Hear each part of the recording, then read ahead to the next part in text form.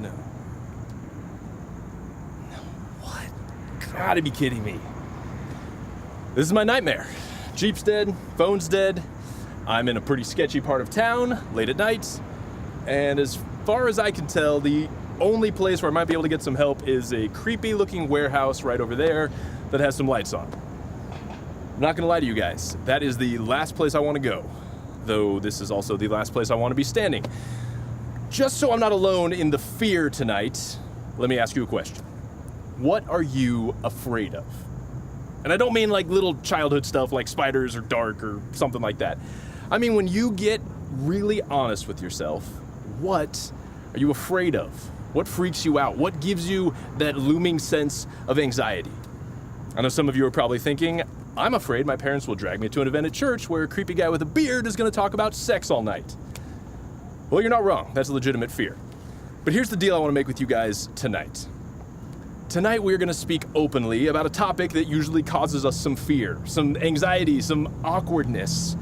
Because I think the reason it causes us all that fear is that we usually don't talk about it. We kind of feel some shame or embarrassment around the whole idea of sex and sexuality, and so we just try to like push it off to the side and not deal with it. And so tonight, we're not gonna have any awkward dad talks, no birds and bees, no biology. We're just gonna speak to you like the mature 7th and 8th graders you are about God's plan for sexual purity and what that means for your life. Fair enough? All right, well, I don't wanna go to that building over there, but I also don't want to stay here, so here we go.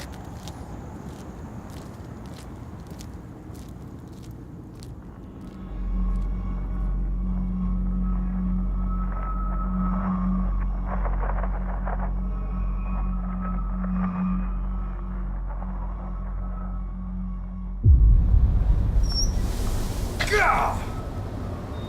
I'm making a terrible mistake. Hello? I'm gonna die here tonight. Well, it's actually a funny thing about fear, if you really think about it. There's basically two sources of almost any fear. One is the fear of impending injury or death or disaster, like the good kind of fear that God hardwired into our DNA to keep our species alive.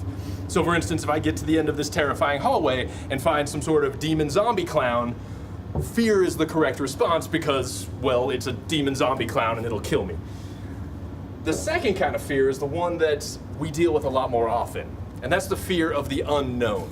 So what could happen, or what might be out there, or what the future might hold. And that's the kind of fear that really drives a lot of our fear in the areas of sex. Not fear of the unknown of how it works. You guys know the biology of it. I mean fear of some of the bigger questions of what your future in this area is going to look like. So issues like, will I get married, and when should I or when will I have sex? And a whole bunch of other questions like, what about all the other stuff that isn't quite sex? Is that okay? And if so, will I know how to do it? And what if it's gross? And how am I gonna feel afterwards? And add to that the fact that we live in a culture that is constantly redefining what is and is not okay in the areas of sex and gender and all of that stuff. And it just surrounds this whole topic with a whole bunch of unknowns that cause us fear. And with all that in mind, let me just say two quick things to you if you're dealing with some of this fear or anxiety about this topic. Number one, if you're here tonight and you feel kind of worried or afraid or anxious about this whole thing, then know that you're in good company. Everybody else in the room feels the exact same way. They may not say that, they may not act like it. You may feel like you're the only one who's freaking out, but that's not true. Everybody is. And the second thing I want you to know is that God's plan for you in this whole area of sex and purity doesn't involve fear. God does not want you to be afraid. And so my hope is that tonight, as we look at what God actually has to say about sex and purity, that as you start to understand his plan for that in your life, it's going to remove a whole bunch of that fear you might be wrestling with. This is gonna suck. Oh good, just more creepy hallway. I seriously think I made a terrible mistake coming here. I don't think anyone's here, and this place is freaking me out. Okay, shake it off. God's plan for your sexual purity. It's really not all that complicated, and when we start to understand it and apply it, then really a lot of that fear and that anxiety starts to go away. Did you guys hear that? I would have sworn I heard something. Yeah!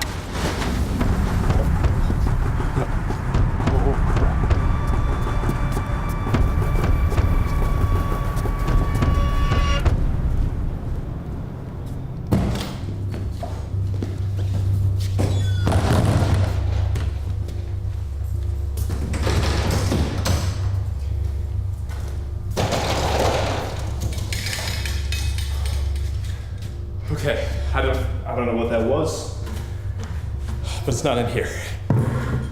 I've got to catch my breath for a second. Okay, as I was saying, God's design for your sexual purity is not all that complicated. In fact, the Bible has a lot to say about it, and the passage I want to start tonight is actually Jesus himself speaking in Matthew 19. Starting in verse 4, he actually quotes Genesis, and he says this: "Haven't you read the scriptures? They record that from the beginning, God made them male and female. And he said, this explains why a man leaves his father and mother and is joined to his wife, and the two are united into one. Since they are no longer two, but one, let no one split apart what God has joined together." So Jesus goes all the way back to Genesis chapter 1 and points out that from the very beginning, God has been creating human beings, male and female. Now I realize right there, before we get to anything else, that can be a controversial statement. Some of you, probably a lot of you, have heard or been led to believe that gender, that boy, girl, male, female, is sort of something that society puts on us, and that it's really our choice whether we are a boy or a girl or anything. Now, I recognize that that's the popular thing to believe, and that sounds like we should let our feelings decide what is actually true for us, but that goes completely against what Jesus says in the Bible.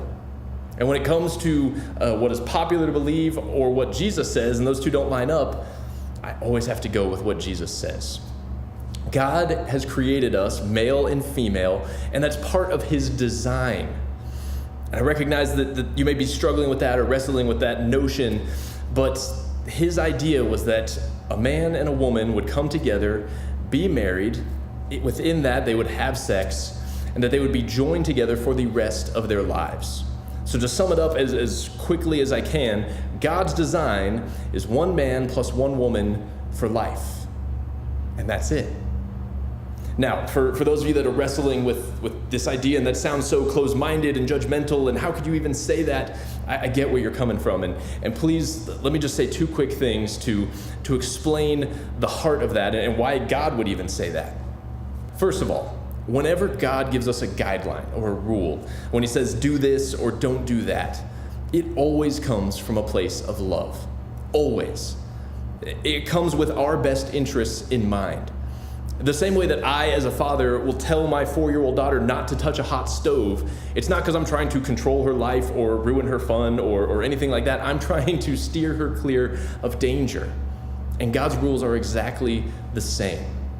God tells us that his design is for one man and one woman in marriage for life because that is truly what is best for us. And while that may sound restrictive, it may sound like we're disregarding these other examples of what we might call love, statistically, the people who have the most satisfied, most fulfilled life that God designed for them are people who are in a relationship where it's one man and one woman who are married for life. That's why God put that guideline there in the first place. Second thing I would say about this whole issue is that the reason it sounds like something exclusive like that, this whole one man plus one woman thing, the reason that sounds judgmental or old-fashioned or closed-minded is because we as a society are confused about our identity.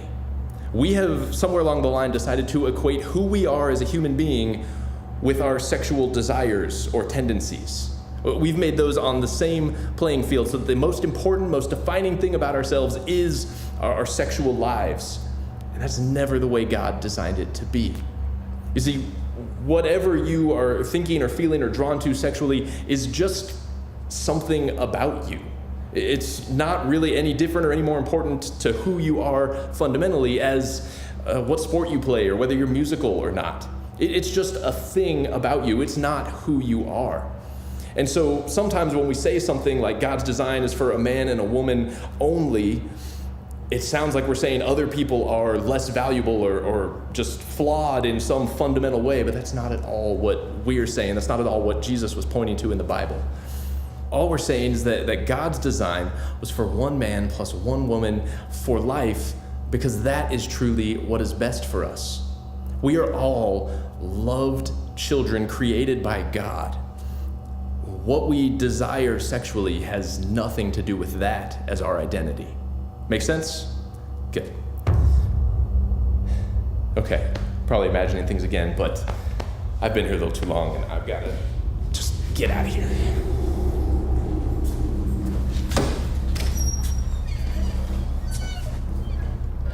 Oh, this might be the only way out.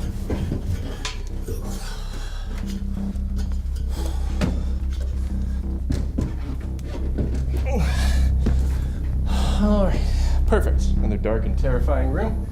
Let's get out of here. Oh. All right, come on. Find a way out. Please, please, please, please, please, please. Oh. Okay. Figure this out. Just gotta think. I guess just have to go back down. It's the only. No.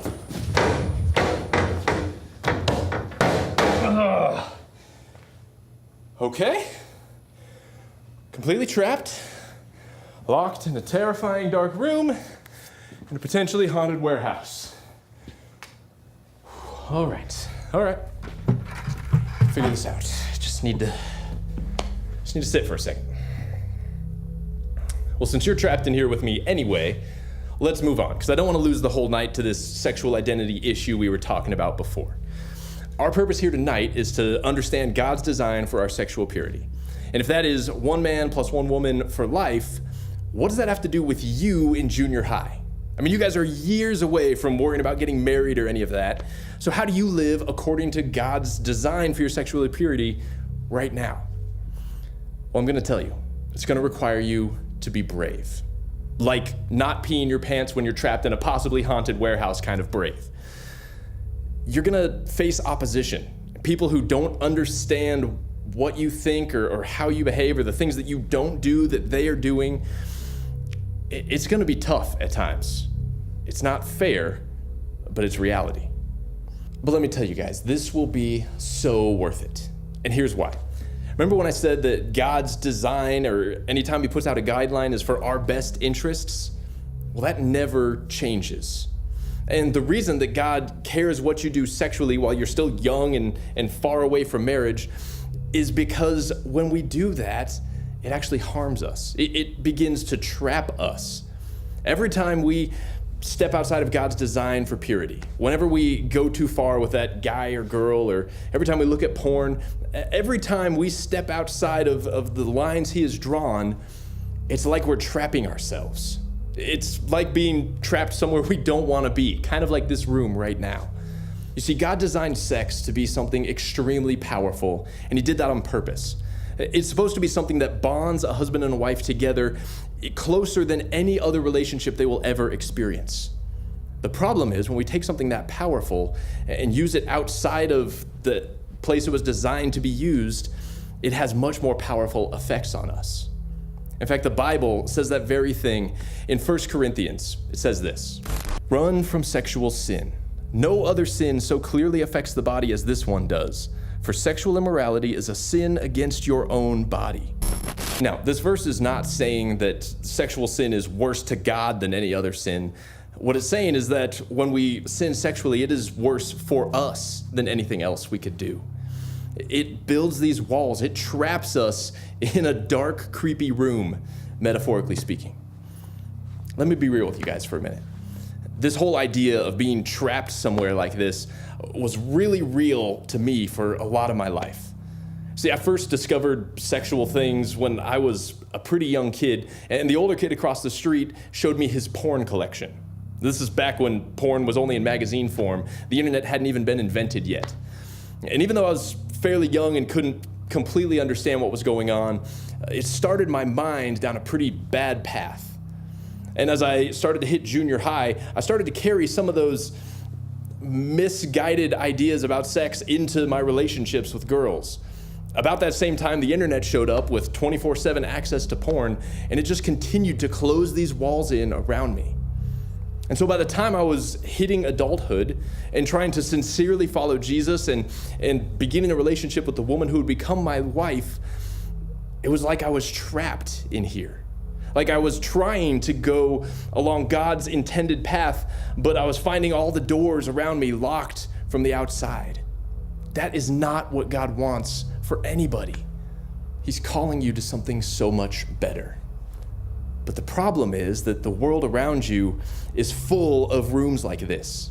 I mean, the easy way to go, the gravitational pull of your life is towards a room like this of your very own. And it can be incredibly difficult and require a whole bunch of bravery to stand up and live differently because you don't want to be trapped like this. You'll encounter people all over your world that live in a room just like this and want you to step into one as well. Don't fall into that trap. CCV students, we are calling you to something so much greater, so much better than this. And while tonight we're focusing heavily on the sexual purity side of things, it's actually something so much bigger than that. There's a terrific passage in the Bible that this whole night is kind of built around. And it's in 1 Timothy 4:12. It's actually written specifically to young people. Here's what it says. Don't let anyone look down on you because you are young, but set an example for the believers in speech, in life, in love, in faith, and in purity. God calls you to something so much greater than a dark room like this. To a life that sets an example for everyone around you in your speech, in your life, in your love, your faith, and in your purity. But again, that's going to require bravery. It's going to require you to stand up and do some things that are different, or to be different by not doing some things that everyone else around you seems to be doing.